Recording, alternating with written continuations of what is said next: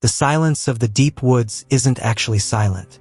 If you listen closely, it's a heavy, vibrating hum. The sound of 1,000 living things breathing in unison. My name is Arthur, and I came to Mirror Lake to escape the noise of a life that felt like it was crumbling. I didn't realize that out here, the silence would become a predator. Mirror Lake isn't on most maps.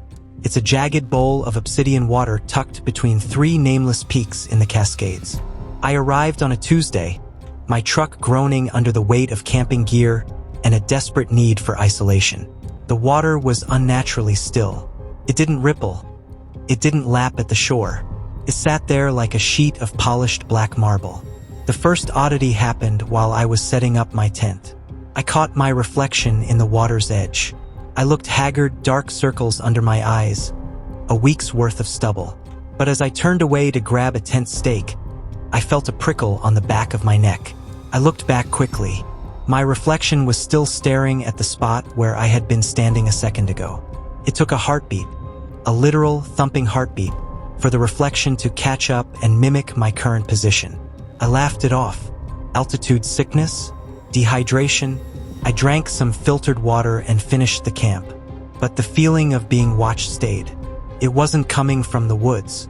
It was coming from the ground. That night, the moon was a silver coin tossed onto the black silk of the lake. I sat by the fire, nursing a coffee, watching the lake. There were no fish jumping, no bugs skimming the surface, just that perfect, terrifying stillness. I walked to the water's edge to rinse my cup. As I knelt, I saw him, the other Arthur. He was underwater, looking up at me. In the moonlight, the reflection was crystal clear, but he wasn't holding a cup. His hands were pressed flat against the underside of the water's surface, as if he were leaning against a window. My heart hammered against my ribs. I dropped the cup. It hit the water with a splash, and for a split second, the ripples distorted the image. When the water settled, the reflection was back to normal, holding a reflected cup, mimicking my panicked expression. I didn't sleep. Every time I closed my eyes, I saw those hands pressed against the water. I stayed inside the tent, the thin nylon walls feeling like armor that was far too thin. I told myself it was an optical illusion. The lake is deep, maybe there's a mineral content that causes high refractive indices. I spent the night Googling strange lake reflections until my signal died. By morning, the fog had rolled in. It was a thick, wet wool that muffled every sound. I decided to leave. I started packing, but when I went to retrieve the cup I dropped, I saw something that stopped the blood in my veins. The cup was sitting on the shore, dry. But when I looked into the lake, I saw the reflection of the cup still sinking into the depths, getting smaller and smaller until it vanished into the blackness. The lake hadn't reflected the splash. It had traded, took the real cup and gave me back a hollow memory. I ran to the truck. I turned the key. Nothing. The engine didn't even click. I opened the hood and gasped.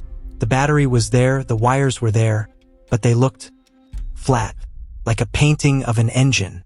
I touched the battery terminal and my hand went right through it. Felt like cold, wet smoke. The lake was starting to claim the world around it, turning reality into a reflection. Panic is a cold thing. It settles in your gut and turns your bones to ice.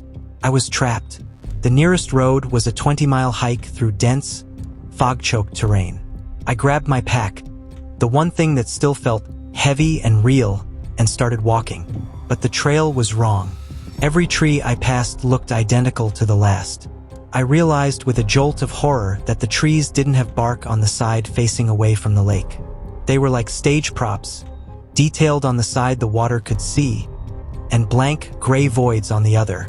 I reached a stream that fed into the lake. I went to jump across it, but as I leaped, I looked down.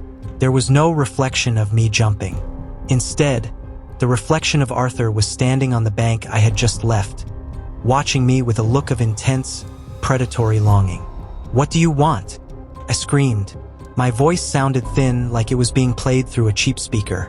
The reflection didn't speak. It simply pointed toward the lake. I looked back.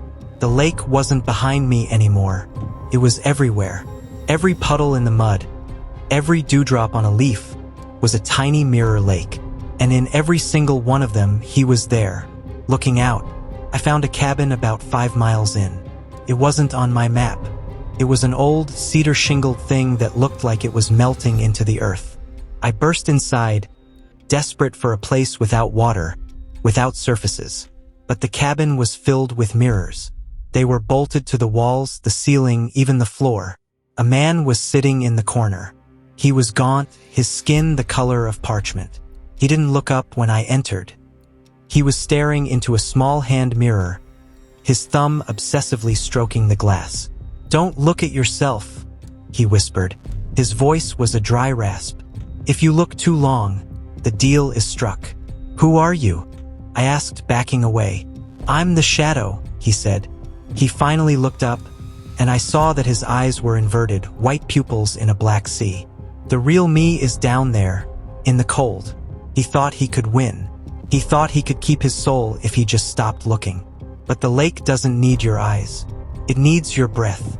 He lunged at me, not to hit me, but to force the hand mirror in front of my face. I bucked and kicked, throwing him off. The mirror shattered on the floor. I looked down at the shards. In every piece of broken glass, a different version of me was screaming. One was bleeding, one was laughing, one was already underwater, lungs filling with black silt. The man in the corner began to dissolve into a puddle of dark liquid. "The lake is rising," his voice echoed from the puddle. "The reflection is the truth. The world is just the dream." I bolted from the cabin. The fog was so thick now I could taste the copper of the lake water on my tongue. I realized the retention loop of this nightmare. The more I ran, the more I sweated. The more I sweated, the more moisture sat on my skin. The more moisture on my skin, the more mirrors I carried with me. I could feel him now, the other Arthur. He was sliding along the surface of my skin, moving through the perspiration on my forehead. I felt a tugging sensation at my chest, like a hook had been snagged in my heart. He was trying to pull me through the surface of my own sweat. I reached a clearing where the sun briefly broke through the mist. I stripped off my shirt, wiping the moisture away with dry dirt. I had to stay dry. If I stayed dry, I stayed real. But then the rain started, a soft, mocking drizzle. Each drop that landed on me was a tiny portal. I felt 1,000 tiny hands grabbing at my skin, pulling, tearing. I saw my truck again. I hadn't moved at all. I had walked in a perfect circle, led back to the shore by the lake's distorted geometry. And there, standing by the water's edge, was my reflection. But he wasn't in the water anymore. He was standing on the sand. And I was starting to feel very, very cold. The man standing on the shore looked more like Arthur than I did. He wore my flannel shirt, but the colors were more vibrant. His skin had a healthy glow. He breathed in the mountain air with a satisfaction I hadn't felt in years. I looked down at my hands. They were becoming translucent, turning the color of a bruised twilight. I tried to scream, but only a bubble of water escaped my lips. I was standing on the surface of the lake, but it felt like I was standing on a ceiling, looking down into the sky. "Thank you," the other Arthur said. His voice was rich, resonant. It was the voice I used to have before the world broke me. "It's cold down there, Arthur. So cold and so quiet. You'll hate it at first. The way the light bends. The way you have to wait for someone to walk by just to feel like you exist." He reached out and touched my face. His hand was warm. Mine was ice. "But you'll get used to it," he continued, a cruel smile touching his lips. "You'll learn to mimic. You'll learn to wait. And one day, years from now, someone else will come to this lake looking for peace. And you'll be there to take it from them." He gave me a hard shove. I fell. I didn't fall into the water. I fell through the world. I hit the surface, and instead of a splash, there was a sound like a crystal glass shattering. I was submerged in a world of inverted colors and muffled screams. I looked up or down and saw the real world. The trees were shimmering. The sky was a deep, haunting violet. I watched through the surface as the other Arthur walked to my truck. He touched the hood, and the engine became solid. He turned the key, and it roared to life. He whistled a tune I hadn't thought of since childhood. a lullaby my mother sang. He was taking everything. My memories, my identity, my very life. I hammered on the underside of the water. It was as hard as iron. I saw him look back one last time. He didn't look guilty. He looked reborn. He drove away, the sound of the tires on gravel fading into a dull thrum. Time ceased to have meaning in the mirror lake. I watched the seasons change in a blur of distorted light. I saw other campers come and go. I tried to reach them, but I was weak. I was just a flicker in the corner of their eyes, a trick of the light. But then the final twist began to reveal itself. I wasn't alone in the depths. There were thousands of us, a submerged civilization of discarded selves, and we were all connected. I felt a pull, a collective consciousness of the reflected. We weren't just shadows. We were the storage. The lake was a hard drive for the universe, and we were the data. I realized that the Arthur who left wasn't the first one. This cycle had been happening for centuries. The man I met in the cabin was a version of me from a previous cycle who had failed to escape. And then I saw it. A young woman approached the shore. She looked tired. She looked broken. She knelt to wash her face.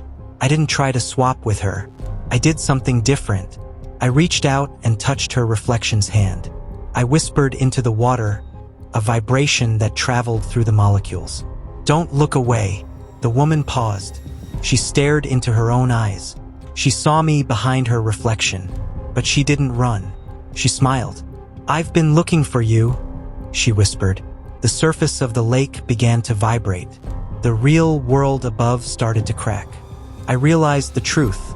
The world above isn't the reality. The lake is the original. The world we live in is just the projection. The incident wasn't that reflections were replacing people. It was that the projections were finally being called back to the source. The sky above the lake began to peel away like old wallpaper, revealing the vast, dark machinery of the universe behind it.